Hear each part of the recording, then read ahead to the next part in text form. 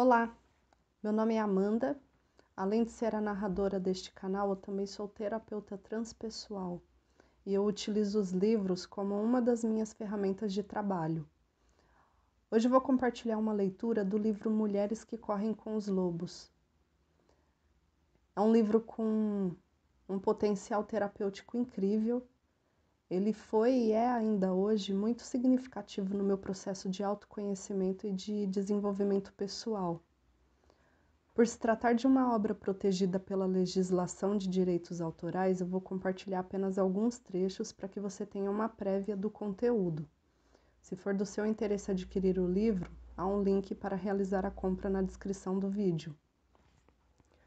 A obra foi publicada a primeira vez em 1992 nos Estados Unidos. Rapidamente se tornou um best-seller e desde então foi traduzido para diversos idiomas.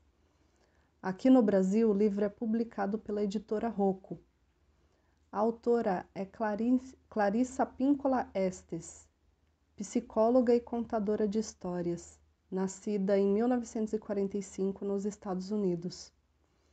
Clarissa desenvolveu sua abordagem terapêutica integrando a psicologia junguiana com a sabedoria ancestral dos contos de fadas e mitos.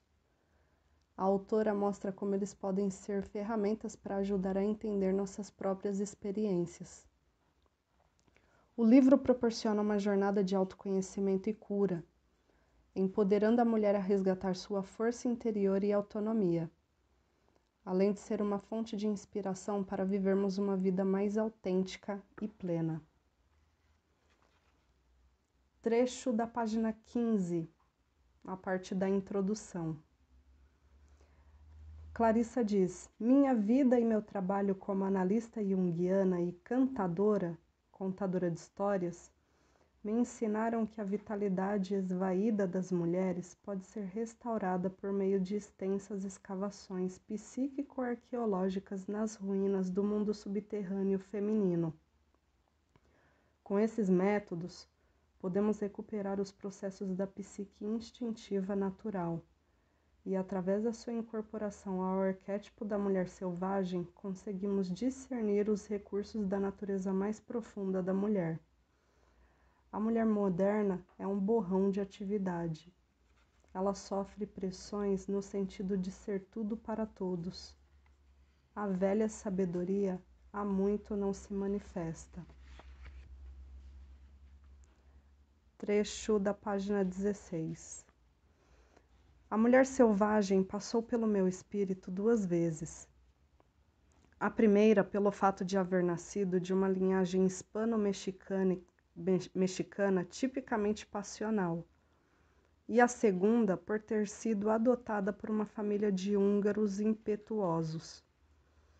Cresci próximo à fronteira dos estados de Michigan e Indiana, cercada de bosques, pomares e campos e perto dos grandes lagos.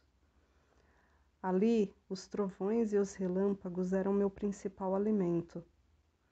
Os milharais estalavam e falavam alto à noite. Mais ao norte, os lobos vinham até as clareiras ao luar, para pular e uivar. Todos podíamos beber dos mesmos regatos sem medo. Embora eu não a chamasse por esse nome na época, meu amor pela mulher selvagem começou quando eu era pequena. Eu era uma esteta, não uma atleta, e meu único desejo era o de perambular em êxtase. A mesas e cadeiras, eu preferia o chão, as árvores e as cavernas, porque nesses lugares eu sentia como se pudesse me encostar no rosto de Deus. O rio sempre queria ser visitado depois que escurecesse. Os campos precisavam de alguém que neles caminhasse para que pudessem farfalhar conversando. As fogueiras precisavam ser feitas na floresta à noite, e as histórias precisavam ser contadas onde os adultos não pudessem ouvir. Tive a sorte de crescer na natureza. Lá, os raios me falaram da morte repentina e da evanescência da vida. As ninhadas de camundongos revelavam que a morte era amenizada pela nova vida. Ao desenterrar contas de índios, trilobites da terra preta, eu compreendia que os seres humanos estão por aqui há muito, muito tempo. Tive aulas sobre a sagrada arte da autodecoração com borboletas pousadas no alto da minha cabeça. Vagalumes servindo de joias durante as noites e rãs verde esmeralda como pulseiras. Uma loba matou um de seus filhotes que estava mortalmente ferido. Para mim, foi como uma dura lição sobre a compaixão e a necessidade de permitir que a morte venha aos que estão morrendo. As lagartas cabeludas que caíam dos seus galhos e voltavam a subir, arrastando-se, me ensinaram a determinação. As cócegas do seu caminhar no meu braço me revelaram como a pele pode ter vida própria. Subir ao alto das árvores me mostrou como seria o sexo um dia.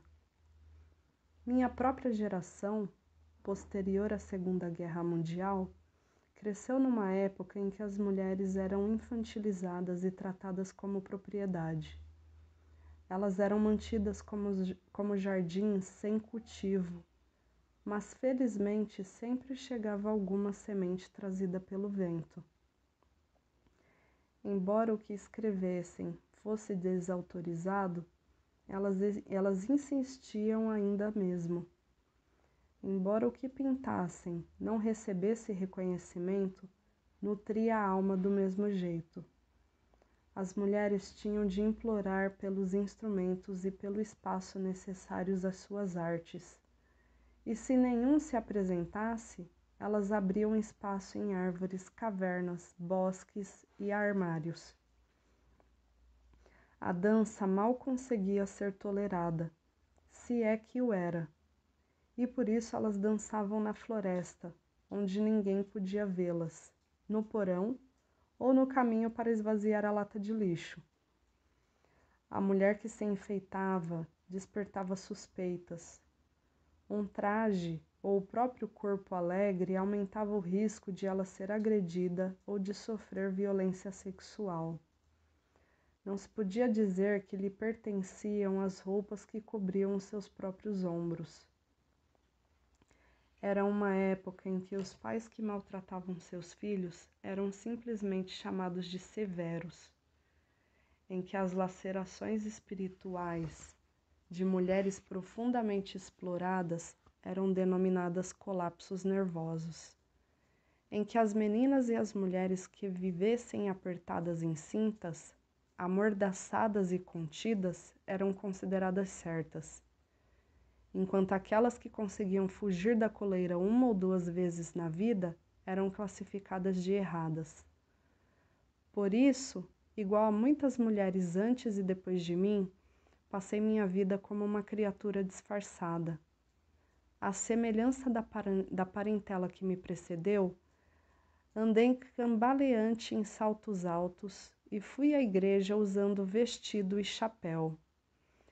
No entanto, minha cauda fabulosa muitas vezes aparecia por baixo da bainha do vestido, e minhas orelhas se contorciam até meu chapéu sair do lugar, no mínimo cobrindo meus olhos, e às vezes indo parar do outro lado da nave.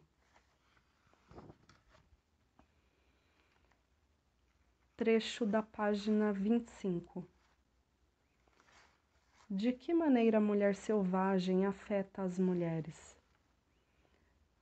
Tendo a mulher selvagem como aliada, como líder, modelo, mestra, passamos a ver não com 2 olhos, mas com a intuição, que dispõe de muitos olhos. Quando afirmamos a intuição, somos, portanto, como a noite estrelada, fitamos o mundo com milhares de olhos. A mulher selvagem carrega consigo os elementos para a cura. Traz tudo o que a mulher precisa ser e saber. Ela dispõe do remédio para todos os males. Ela carrega histórias e sonhos, palavras e canções. signos e símbolos. Ela é tanto veículo quanto destino. Aproximar-se da natureza instintiva não significa desestruturar-se, mudar tudo da esquerda para a direita, do preto para o branco, passar o oeste para o leste, agir como louca ou descontrolada. Não significa perder as socializações básicas ou tornar-se menos humana. Significa exatamente o oposto. A natureza selvagem possui uma vasta integridade. Ela implica delimitar territórios, encontrar nossa matilha, ocupar nosso corpo com segurança e orgulho, independentemente dos dons e das limitações desse corpo. Falar e agir em defesa própria, estar consciente, alerta, recorrer aos poderes da intuição e do pressentimento inato às mulheres, adequar-se aos próprios ciclos, descobrir aquilo a que pertencemos, despertar com dignidade e manter o máximo de consciência possível.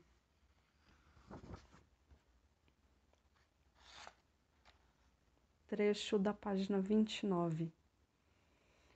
As histórias são bálsamos medicinais. Achei as histórias interessantes desde que ouvi minha primeira. Elas têm uma força. Não exigem que se faça nada, que se seja nada, que se haja de nenhum modo. Basta que prestemos atenção. A cura para qualquer dano ou para resgatar algum impulso psíquico perdido está nas histórias. Elas suscitam interesse, tristeza, perguntas, anseios e compreensões que fazem aflorar o arquétipo, nesse caso, o da mulher selvagem. Nas histórias estão incrustadas instruções que nos orientam a respeito das complexidades da vida.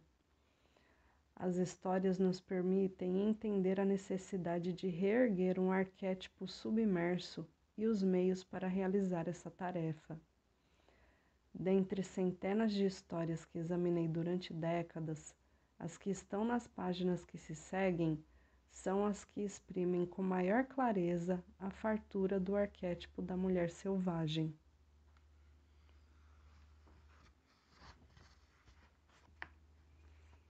Por fim, um trecho da página 34.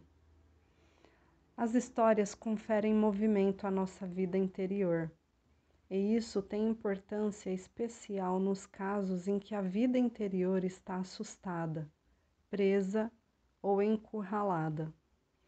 As histórias lubrificam as engrenagens, fazem correr a adrenalina, mostram-nos a saída e, apesar das dificuldades, abrem para nós portas amplas em paredes anteriormente fechadas, aberturas que nos levam à terra dos sonhos, que conduzem ao amor e ao aprendizado, que nos devolvem a nossa verdadeira vida de mulheres selvagens e sagazes.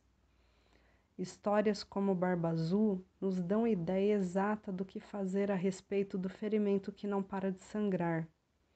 Histórias como A Mulher Esqueleto revelam o poder místico do relacionamento e como o sentimento entorpecido pode voltar à vida e a ser um amor profundo.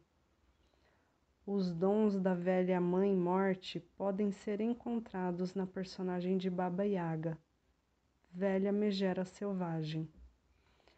A bonequinha que mostra o caminho quando tudo parece perdido faz voltar à tona uma das artes femininas instintivas perdidas em Vasalisa, a Sabida. Histórias como La Loba, a mulher dos ossos no deserto, falam da função transformadora da psique. A donzela sem mãos recupera os estágios perdidos dos antigos ritos de iniciação das mulheres selvagens de tempos antigos, fornecendo assim orientações duradouras e atemporais para todos os anos de vida da mulher. É nosso encontro com a mulher selvagem que nos leva a não limitar nossa conversa aos seres humanos, nossos momentos mais esplêndidos aos salões de dança, nossos ouvidos apenas a música produzida por instrumentos feitos pelo homem, nossos olhos a beleza ensinada, nossos corpos as sensações aprovadas, nossas mentes aquilo a respeito de que todos já estão de acordo. Estas histórias apresentam o insight penetrante, a chamada da vida apaixonada, o fôlego para dizer o que sabemos, a coragem de suportar o que vemos sem afastar os olhos, o perfume da alma selvagem. Este é um livro de histórias de mulheres, apresentadas como marcos ao longo do caminho. Elas são para você ler, refletir e prosseguir na direção da sua própria liberdade natural e conquistada, do seu carinho para consigo mesma, para com os animais, a terra, as crianças, as irmãs, os amantes e os homens. Já vou lhe avisar. As portas para o mundo da mulher selvagem são poucas, porém valiosas. Se você tem uma cicatriz profunda, ela é uma porta. Se você tem uma história muito antiga, ela é uma porta. Se você gosta do céu e da água tanto que mal consegue aguentar, isso é uma porta. Se você anseia por uma vida mais profunda, mais plena, por uma vida sã, isso é uma porta.